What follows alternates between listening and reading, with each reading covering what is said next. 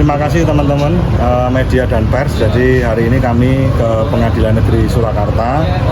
Ini intinya kami ingin menyatakan banding dengan putusan yang kemarin.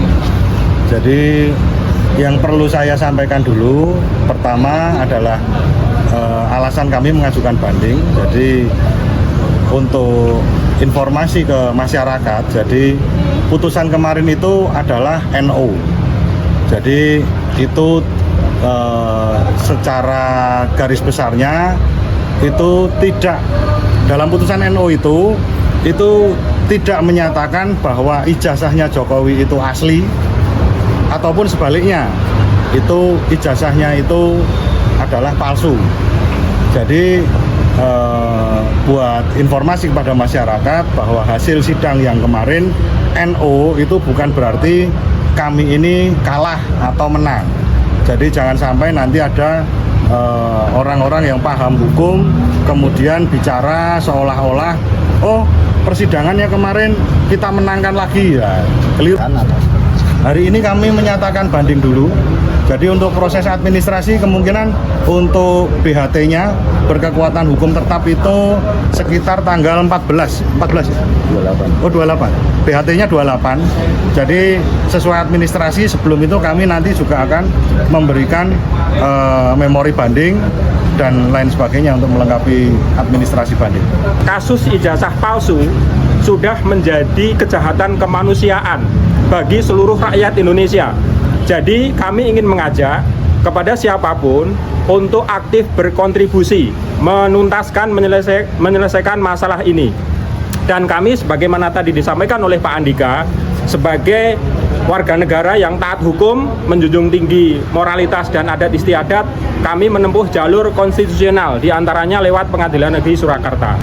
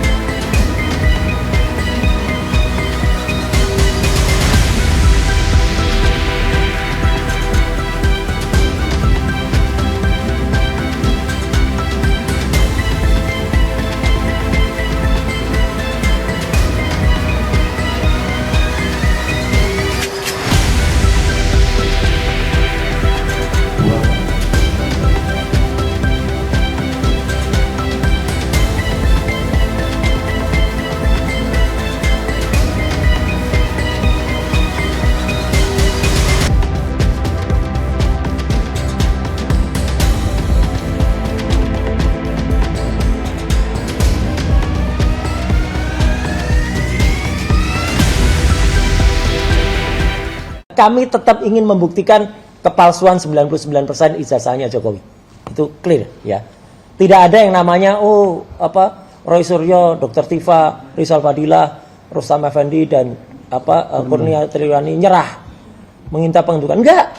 Baik, terima kasih Mas Refli dan kawan-kawan penasihat hukum lainnya. Assalamualaikum warahmatullahi wabarakatuh. Waalaikumsalam. Ya, jadi tadi sudah disampaikan dengan sangat baik ya. Saya dan juga Dr. Tifa ya dalam tim ini ya, kebetulan kemarin Dr. Tifa mengikuti betul rapat sehari kemarin sebelum akhirnya tindakan kami pagi hari ini ke Kejaksaan Tinggi itu dilaksanakan. Jadi semua di bawah kontrol dan mekanisme. Juga saya berkomunikasi dengan pejuang-pejuang lain ya. Saya berkomunikasi dengan Mas Rizal Fadilah, dengan Mas Rustam Effendi dan Bu Kurnia yang sebentar lagi saya juga akan ketemu dengan mereka-mereka di salah satu tempat ya. Artinya apa? Semua itu dalam langkah yang sama. Dan hari ini kita benar-benar membuat Kejaksaan Tinggi DKI Jakarta itu senafas dengan peringatan Hari Kartini hari ini. Kenapa senafas dengan Hari Kartini? Tahu nggak Hari Kartini itu namanya siapa? Namanya harum. Ya, kan ada di lagunya tuh. harum namanya. Jadi hari ini kita membuat Kejaksaan Tinggi itu harum namanya. Karena apa? Supaya tidak ada celometan macam-macam, supaya tidak ada tuduhan macam-macam. Wah, itu ngapain itu? Roy Suryo datang kirim-kirim WA segala. Kami tidak kirim WA kayak gini nih. Assalamualaikum Pak Yadi, TB saya Arif, insya Allah kami mau silaturahmi. Enggak, kami enggak kirim kayak gini. Ini WA ke Pak JK. Oke. Ya, oleh Arif dan 7 temannya, ada dokter. Kok ada gambar saya di sini? Enggak, ini gambarnya lagi. Oh, beda lagi. Ini multitasking ya. Oh, iya. Terus ada dokter lain lagi, saya baru tahu nih ada dokter Vivian, baru tahu ya. Enggak, ini sampingan aja. Kami tidak secara ceroboh mengirimkan semacam enggak. Kalau kemarin nih sekaligus koreksi dikit ya. Kalau kemarin Pak JK sempat ngomong, Suryo juga kirim. Saya nggak kirim kayak itu ya. Itu Pak JK ingin mengucapkan respon, tapi kemudian munculnya nama saya. Nggak apa-apa, santai aja. Tapi artinya kita sangat hormati dan kita sangat apresiasi pihak Kejaksaan Tinggi DKI yang sudi menerima tim dari kami. Ada 5 orang tadi kuasa hukum dari kami yang datang dan berkonsultasi dengan sangat baik. Dan inti yang diperoleh itu tadi. Sampai dengan detik tadi, ya artinya itu sudah hari Selasa. Padahal kita dengar semua kan, minggu lalu hari Jumat tuh ada yang itu sudah dikirim. Wow, sudah P21. P21 kalau di Sebentar lagi akhir April. sebentar lagi ditahan. Itu kalau orang ditranslasikan otaknya kayak gitu tuh ya. Sama di translasi sama dirotasi. Enggak ya, sama sekali enggak. Jadi kita hormat, kita mengapresiasi langkah dari Kejaksaan Tinggi. Dan tadi juga beliau mengapresiasi langkah kita di dalam mengajukan keberatan-keberatan yang ada, karena itu sesuai dengan undang-undang. Undang-undangnya begitu, ya. Jadi kalau ada sekian hari itu terima, sekian hari itu harus nanti balik lagi, harus terbit SPDP baru atau tidak, atau ditolak, atau nanti P19 mati istilahnya, atau nanti berhenti di situ. Ya itulah hukumnya begitu. Tidak seperti ada, oh itu biasa kok, ada yang sampai setahun. Penasihat apa lah, kalau penasihat korpsnya kayak gitu ya korpsnya rusak, kalau penasihat ahlinya sukanya mundur-mundur kayak gitu ya. Jadi sekali lagi langkah dari tim kuasa hukum Troya hari ini ya, dan juga sudah atas sepengetahuan juga dari tim kuasa hukum saya di tim yang lain ya, ini sesuai dengan apa yang ada. Kami tetap ingin membuktikan kepalsuan 99% ijazahnya Jokowi, itu clear ya.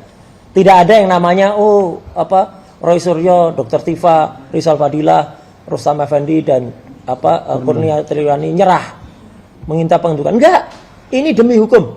Jadi kalau perkara ini harus berhenti demi hukum, misalnya apa? Sudah terlalu mengembang. Hari ini saya dengar pada saat yang sama Pak JK juga sedang melakukan konfres dengan teman-teman ex pejuang Poso dan lain. Ya itu hak beliau. Karena beliau benar-benar waktu itu berjuang untuk mendamaikan kita. Kok malah ada orang-orang kayak Ade Armando ya, kemudian si siapa itu yang hampir diusir dari Rakyat Bersuara itu, si Janda itu ya, Abu Gosok itu ya, itu kemudian yang dilaporkan, silakan kalau itu dilaporkan ya. Tetapi kemudian kita, dan itu kalau semakin meluas, maka memang negara harus ada. Negara hadir kalau perkara ini semakin meluas, dan memang sengaja diperluas ya oleh pihak-pihak yang tidak berkepentingan, pihak-pihak yang mengobok-obok perkara ini, ya, tidak mencontoh DKI Jakarta. Jadi kalau Kajari DKI itu membuat ini dengan sangat bagus, Pemprov DKI juga membuat bagus, yaitu dengan menertibkan ikan sapu-sapu, ya. Nah itu jadi membuat bersihnya saluran. Nah ini Indonesia dibersihkan dengan apa? Lakukan ya penegakan hukum yang clear terhadap perkara ini. Apa itu penegakan hukum yang clear? Dibuat jelas, dibuat terang, segera selesaikan. Ya, bagaimana caranya? Itu kita persilahkan kepada para kuasa hukum. Saya kira itu yang saya sampaikan. Sekali lagi apresiasi dan salam dari kami. Memang kami sebagai prinsipal sangat mendukung tadi, dan tadi saya ada. Tapi saya tahu diri untuk tidak kemudian ikut-ikutan gitu ya untuk masuk ya. Dan kemudian Dr. Tifa juga kemarin seharian sudah juga menitipkan beberapa pesan, dan itu ada di dalam risalah kita yang ada. Dan kita juga tidak celometan, kita juga sembarangan kirim-kirim WA kayak gini nih misalnya ya gitu. Nanti WA-nya saya jelaskan di dalam salah satu acara nanti malam ya. Oke, saya kira itu teman-teman semua. Terima kasih atas perhatiannya, dan saya kembalikan lagi kepada koordinator tim kuasa hukum kami, Mas Refli Anun. Wassalamualaikum warahmatullahi wabarakatuh. Waalaikumsalam. Gak ada kaos hari ini. Nggak ada kaos ya? Gak ada. Tapi itu Kaosnya untuk nanti malam soalnya. bukan Harun namanya, tapi Harun namanya. Oh Harun ya. Nah, pakai N belakangnya. Oke. Ya. Ada yang mau bertanya? Silakan. Pakai mic bisa nggak? Saya pakai mic ini. Iya, iya, iya. Biar dengar. Biar dengar. Atau saya ulangi pertanyaan ini. Ya. Ya. Ya. Dan juga meminta kalau misalnya perkara proyek ini dihentikan gitu ya. Ya. Demi hukum. Dan untuk kenapa sih nggak diajukan pra peradilan aja ke PM jaksa gitu, dan apakah sebenarnya ini sudah dipertimbangkan gitu misalkan langkah Ya. pra peradilan ini dengan argumen-argumen tadi kan sudah dijelaskan. Iya, tadi teman dari iNews mengatakan kenapa Tidak tidak pra-per. diajukan pra peradilan. Pertama saya ingin jawab ya, di antara kita penasihat hukum itu selalu berdiskusi, dan diskusinya itu didasarkan perkembangan yang ada, perkembangan kasus yang ada, dan didasarkan pada kemauan atau concern dari prinsipal. Ada beberapa di antara penasihat hukum yang mengatakan pra peradilan, ada yang mengatakan tidak. Tapi ketika dibalikkan kepada prinsipal, para prinsipal Dr. Tifa dan Mas Roy mengatakan untuk sementara di hold dulu, kan gitu ya. Nah, jadi kalau prinsipal belum berkenan, tentu kita tidak akan melangkah lebih jauh. Itu alasan yang sangat objektif. Alasan kedua adalah kita sedang mengupayakan untuk memberitahukan kepada jaksa peneliti yang bakal menjadi jaksa penuntut umum kalau kasus ini disidangkan, dan kita berharap tidak pernah ya. Jadi ini juga akan berdampak pada penghentian kasus kalau seandainya argumentasi kita ini diterima. Kita tidak perlu repot-repot sidang kalau kasus ini kemudian tidak dilimpahkan ke pengadilan, kan begitu. Jadi upaya itu satu demi satu, step demi step. Tetapi tentu kita bersiap untuk hal-hal lainnya. Pra peradilan kita bersiap, kemungkinan lain juga kita bersiap, ya, membangun argumentasi kita juga bersiap. Tapi langkah yang kita lakukan hari ini adalah langkah mendatangi Kejaksaan Tinggi, karena kalau ibarat permainan sepak bola, bolanya sekarang ada di Kejaksaan Tinggi DKI. Karena bolanya ada di mereka, dan mereka punya kewenangan untuk menyetop kasus ini sebagai dominus Dari litis tadi. Dari hakim praper itu. Ya, maka kemudian tentu kami menjadikan itu sebagai option pertama dulu. Gitu ya? Jelas kan? Gitu. Oke, ada lagi ya? Ya silakan Mbak. Nah, Betul. terhadap penjelasannya ada yang mau menambahkan nggak? Cukup lah. Cukup ya? Gak sempet baca? Dengerin aja. Klik icon text to speech, gak pakai ribet di okezone.com.